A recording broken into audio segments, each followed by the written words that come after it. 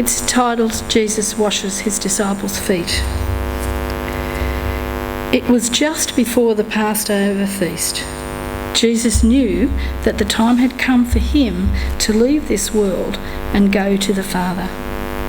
Having loved his own who were in the world, he now showed them the full extent of his love. The evening meal was being served, and the devil had already prompted Judas Iscariot, son of Simon, to betray Jesus.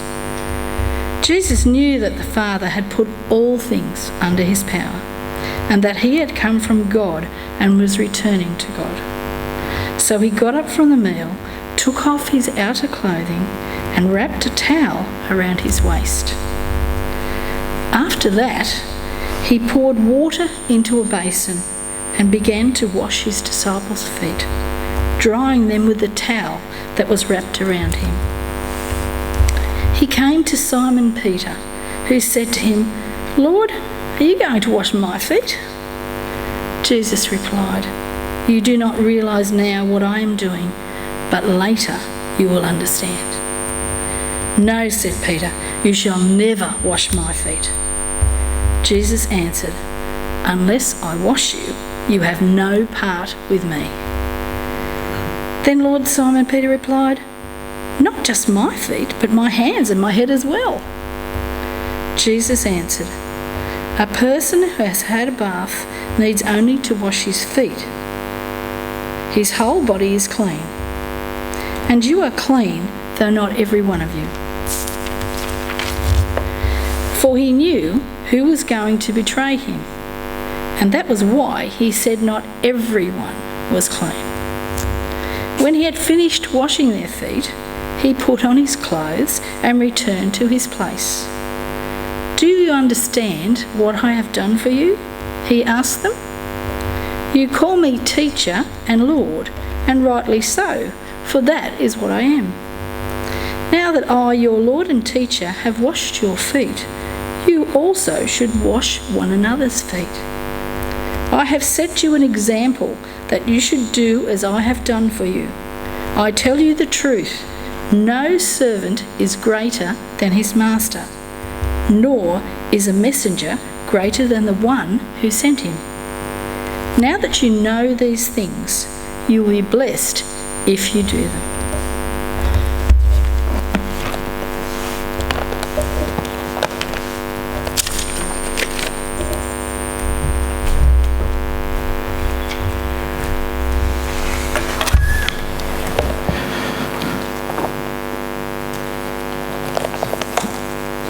Can you show us the first page? By the grace of God, Carol and I became parents, and my beloved baby Noah is just there with her mother. Oh no, she is. And now he's 8 weeks old, and many people said your life will be very different after the baby is born. And now I can see they were right.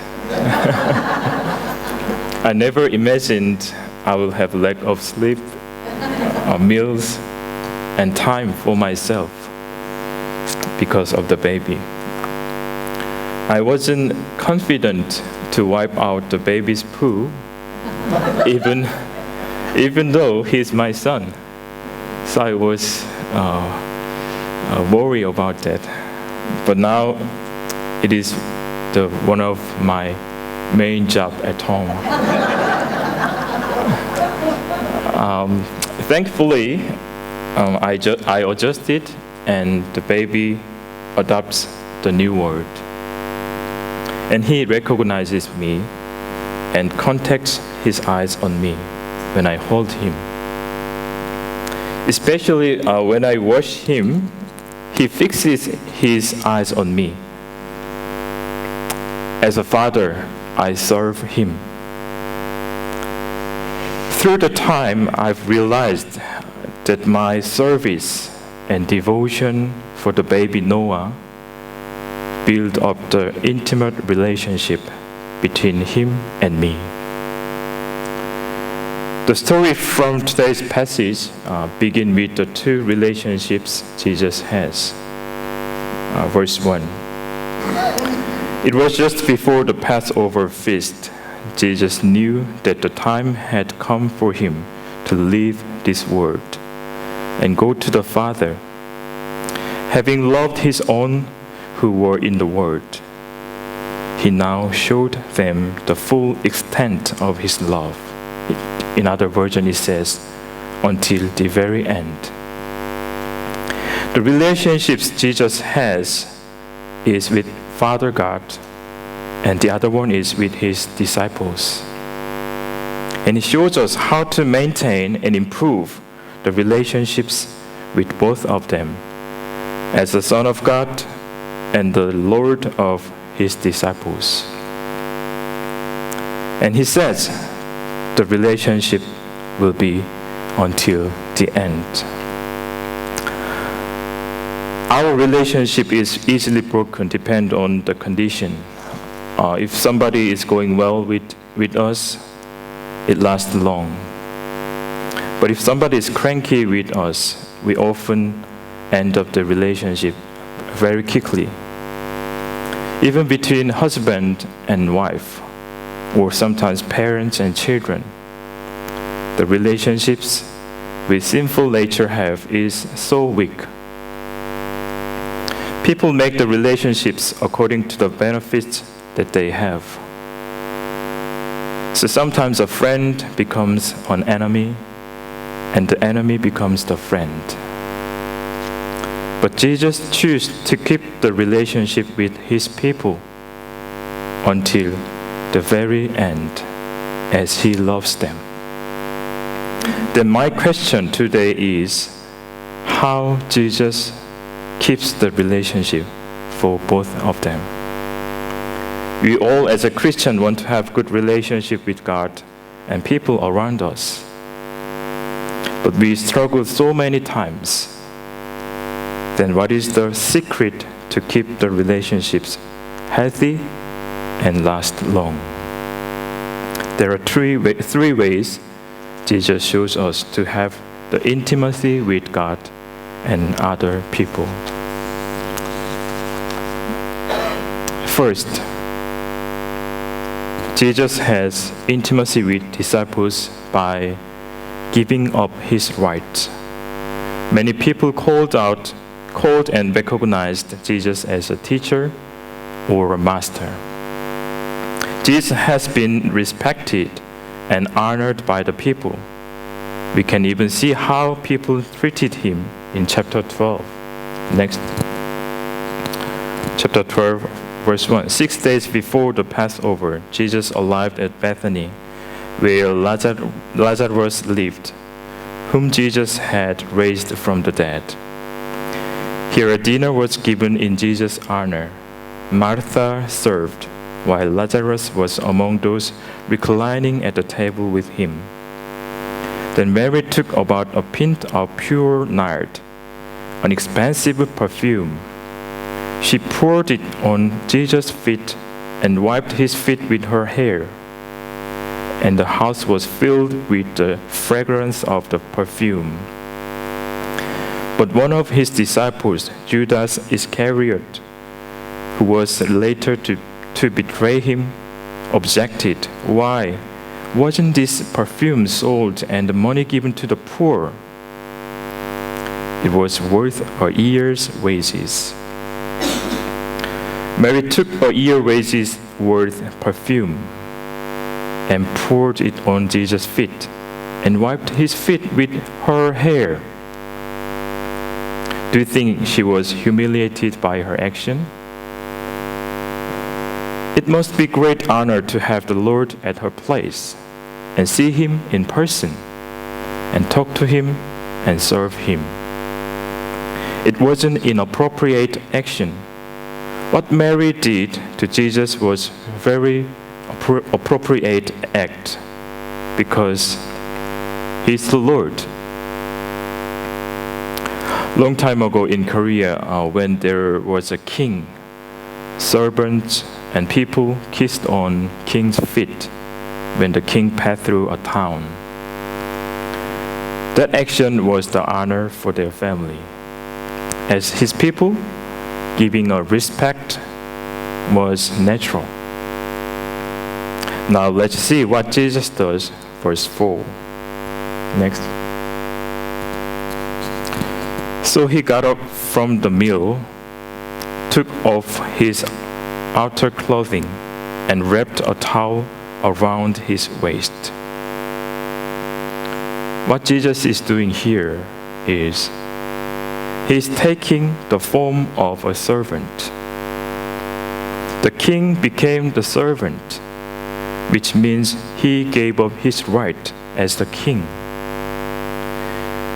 Next, Philippians chapter 2, verse 6 and 7 says,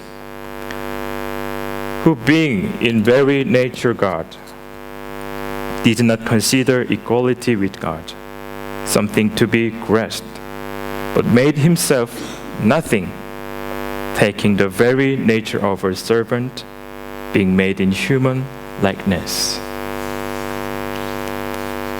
Giving up a right isn't easy. People argue for their rights. As a sinful nature, we always seek for a right we can have. As a citizen, member, husband, wife, parents, children, teacher, student, an elder, pastor, a deacon, a director, staff, employer, and employee. There are so many rights we have. And we don't want to give up the right to serve people and God. I found myself giving up my rights is getting difficult. As I came from Korea hierarchy culture, at the beginning of my life in Australia, it wasn't easy to say no when someone asked me to do something which I don't want. I thought if I say no, it could make the person embarrassed or offended. So I often said yes, even though I didn't want. So sometimes people thought me as a yes man. But now I say no. No. And if I don't want. And I say, why? Why should I do? I have a right to say no and why. But I found if I say no and why at any time, or without respect and consideration for others, unless it's against God's law, it doesn't help to keep a relationship well. We can say no and why, but with respect and consideration. How many times do you say no and why to your husband, children, church leaders, or even to God? Jesus wants us to be a servant for one another by giving up our rights. It is not easy, but that's what Jesus did. Next. Second, Jesus has intimate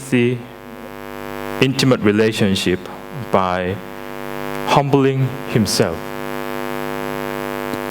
Verse 5, after that he poured water into a basin and began to wash his disciples' feet, drying them with the towel that was wrapped around him. In Jesus' day, people walked on dusty roads in sandals. So it was a custom for the host to arrange for water to be available for the washing of feet. Normally, slaves performed the act of washing the feet of dinner guests. Moreover, it was considered to be a task reserved for non-Jewish slaves, who was lowest of servants. Apparently, there was no one volunteered to do that. Here, Jesus, the guest of honor, the Lord of lords, King of kings, dressed himself like a slave, with a towel around his waist, and insisted on washing the feet of his disciples.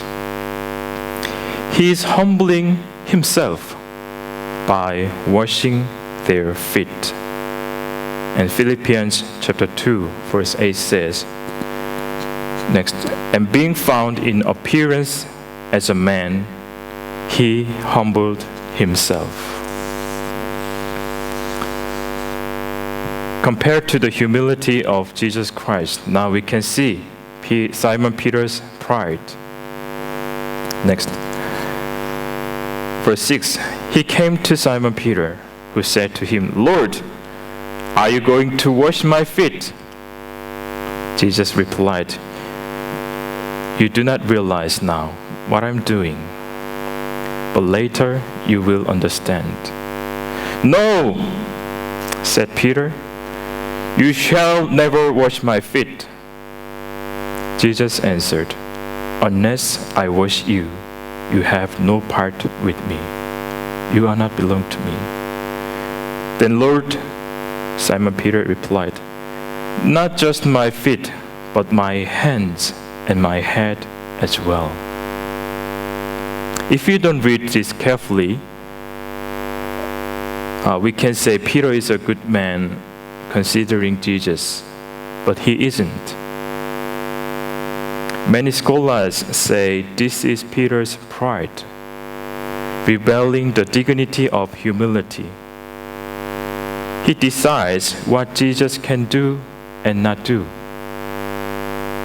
In his mind, he thinks a teacher will never wash the feet of a servant. He has a very simple mindset that high-positioned person never serve lower people. That is a simple mind. As Korean hierarchy society, when seniors try to serve junior or young people, they say, no, please don't do that. I will do it.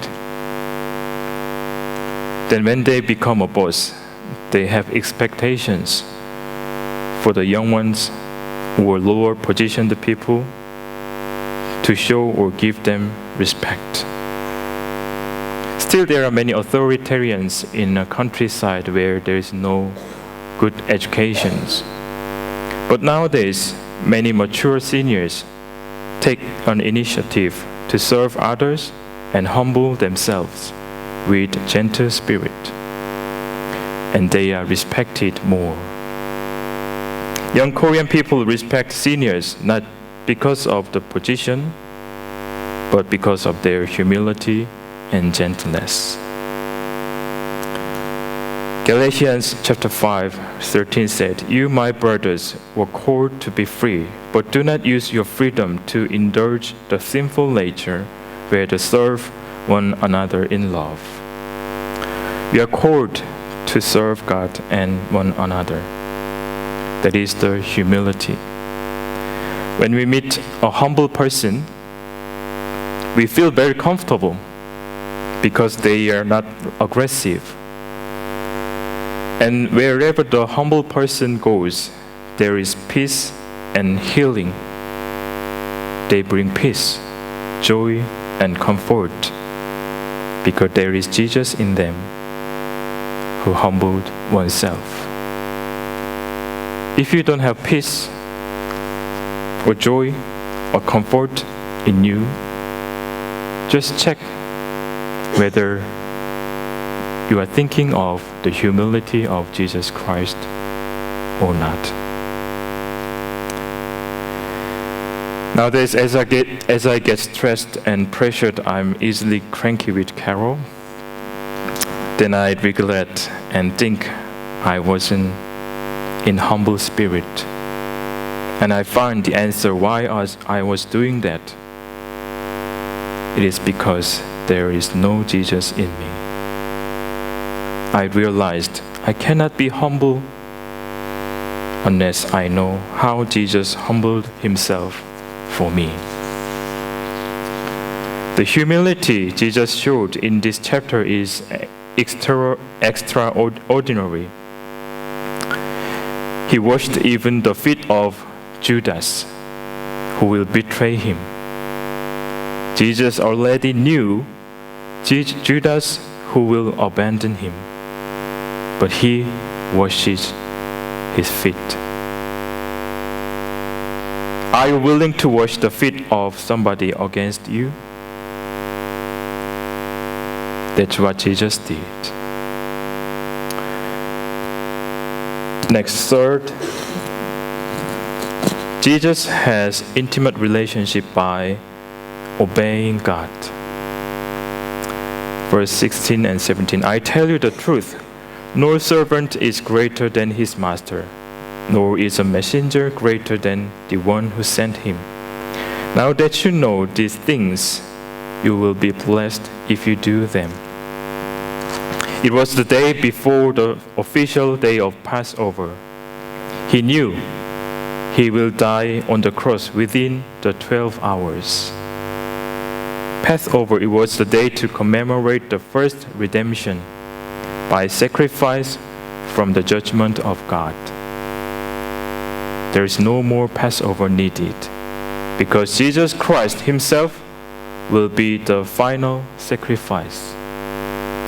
The reason Jesus washed disciples' feet was not because their feet were dirty. It was the shadow and symbolic for his death and resurrection. As the shadow of the death, he was showing the disciples how to obey God, which they never understood until Jesus was died on the cross. Philippians chapter 2 verse 8 says, And being found in appearance as a man, he humbled himself and became obedient to death, even death on a cross. He chose to die to obey God for saving sinners like us. He showed his love and kept the relationship for his people as he obeyed to die. Finishing the message, I like to read a story from Moses, International Director of Global Asian Medicine Association, who has been at Tali last year. He has been suffered from polio since he was young. This is his story. In the center of Albania Mission, there was a cross of Calvary standing.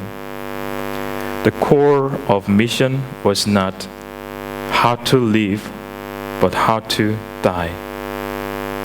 When I was passing by the toll gate, there was full of joy, peace, courage, and hope.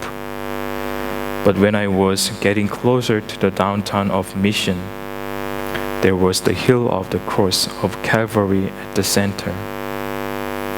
Jesus invited me like Simon to the cross, but I wanted to avoid it.